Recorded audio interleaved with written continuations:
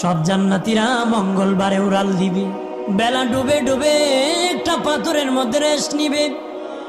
আল্লাহ বলবেন তাদেরকে শরবত পান করায় দাও। তারা একটা পাথরের মধ্যে রেস্ট নিবে, শরবত খাওয়ানো হবে।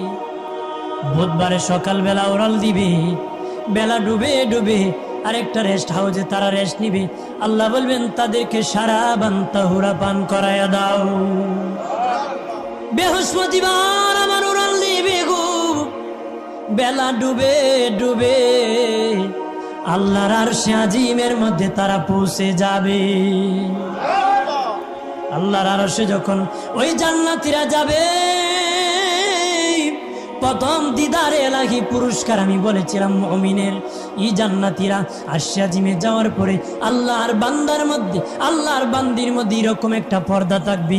পর্দার ওই পারে আল্লাহ, ওই পারে বান্দা, ওই পারে আল্লাহ।